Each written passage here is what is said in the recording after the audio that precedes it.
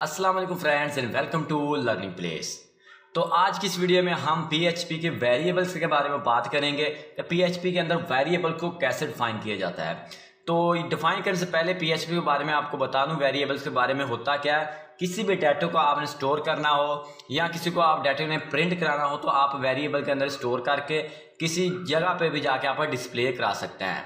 तो variable 3 types की होती हैं, ग्लोबल, स्टैटिक एंड लोकल। तो आज की जो वीडियो है इसके अंदर हम लोकल वेरिएबल को यूज़ करेंगे और जो नेक्स्ट वीडियो है आने वाली 3 वीडियो हम अलग अलग से बनाएंगे, तीनों डिफरेंट पर local variable, global variable and static variable. इन तीनों के बारे में हम बाद में बात करेंगे। तो आज की इस वीडियो में आप जस्ट आपके साथ यही शेयर करेंगे कि वेरिएबल को कैसे डिफाइन किया जा सकता है और इसको किन किन तरीकों से आप यहाँ पर राइट कर सकते हैं। तो चलिए, अगर आपको ये वीडियो पसंद आए तो इसे लाइक भी जरूर कीजिएगा और दोस्तों के साथ शेयर भी जरूर कीजिएगा।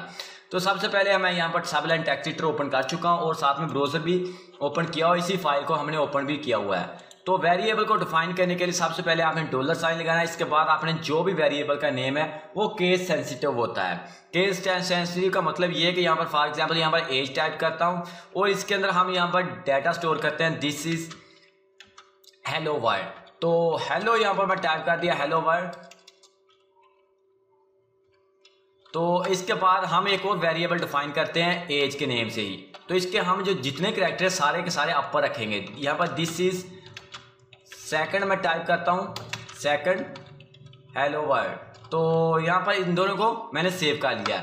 देखने में तो दोनों एक ही वेरिएबल लग रही हैं लेकिन ये दोनों केस सेंसिटिव है। ये अपना रिजल्ट डिफरेंस होगा, इनका रिजल्ट डिफरेंस होगा। तो चलिए इसको हमने इसका डिस्प्ले भी चेक करते हैं। तो हम यहाँ पर इको करेंगे। सबसे पहले ये जो हमने लोअर वर्ड्स की लिखी है ये टाइप करते हैं। इसको सेव करने के बाद रिफ्रेश करेंगे तो देखिए दिस इज हेलो वर्ल्ड। तो हमने ये लोअर कैरेक्टर का जो एज लिखा था ये वाला इसने प्रिंट कराया। अगर हम यहाँ पर कैपिटल टाइप करते हैं तो देखिएगा तो सेकंड वाला ये प्रिंट कराएगा। तो चलिए रिफ्रेश करते हैं। तो सेव नहीं किया था, Ctrl+S करके सेव किया हमने।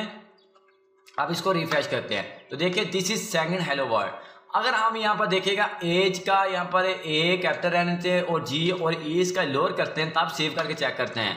तो अब आपको एरर दे रहा है कि अनडिफाइंड वेरिएबल एज। तो ए यहाँ पर हमने लो रखा कैपिटल रखा हुआ, जी और ई इसका हमने लो रखा हुआ, इसलिए आपको एरर दे रहा है कि ऐसी वेरिएबल कोई भी डिफाइन नहीं की गई। तो आपको इसके तरीकाकार बता दूं कि आपने अगर वेरिएबल डेवलपर के हिसाब से आपने क्रिएट करनी है तो कैसे करनी है। फॉर एग्जांपल मैं यहाँ पर टाइप करता हूँ मैन और आप इसके बाद और वर्ड टाइप करना चाह रहे हैं तो आप यहाँ पर सही तरीका ये है, अगर आप अंडरस्कोर यूज़ करना चाह रहे हैं तब भी कर सकते हैं। लेकिन अगर डेवलपर के हिसाब से आप यूज़ करना चाह रहे हैं तो एज के मैन के बाद अगर आप वेरिएबल का नेम रखना चाह रहे हैं man as old, for example आपको एग्जाम्पल दे रहा हूं। तो आप ए यहाँ पर कैपिटल रखेंगे एज का और जी ई इसका लो रखेंगे। इसके बाद आपने ओल्ड टाइप करना तो आप ओ इसका ओल्ड कैपिटल रखेंगे, एल डी आप लो रखेंगे। इससे क्या होता है कि आपको रीड करने में आसानी हो जाएगी कि मैन एज ओल्ड। अगर आप यहाँ पर सारा का सारा यहाँ पर एक लोअर वर्ड्स के लिख देंगे तब आपको रीड करने में मुश्किल होगी कि ये क्या इसका वर्ड बनता है। तो देखिएगा अब इसको आप रीड नहीं कर पाएंगे। अगर आपको ये ठीक नहीं लगता तो आप अंडरस्कोर यूज कर सकते हैं, मैन एज ओल्ड। तो ये देखिए इससे क्या होता है कि आपकी वेरिएबल का जो साइज है वो इंक्रीज हो जाता है।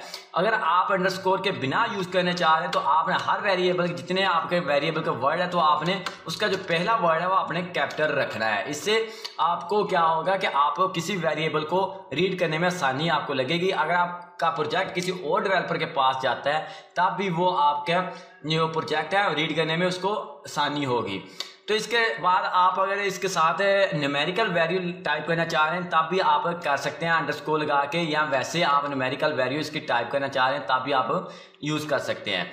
आपने वेरिएबल के स्टार्ट में आप न्यूमेरिकल वैल्यू यूज़ नहीं कर सकते, तो नहीं सॉरी ओनली आप न्यूमेरिकल वैल्यू यूज़ नहीं कर सकते इसके स्टार्ट में। तो खाली इसके साथ आपने करैक्टर साथ लाजमी लिखने हैं। फॉर एग्जाम्पल यहाँ पर मैं इसको एक और टाइप करके आपको चेक करा देता हूँ कि आपको समझ आए।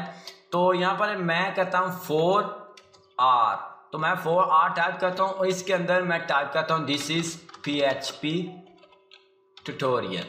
तो दिस PHP ट्यूटोरियल इसको हमने इको करना है तो हम ऐसे ही करेंगे $R4। तो यहाँ पर देखिएगा 4R तो इसको कंट्रोल एस करके रिफ्रेश करते हैं।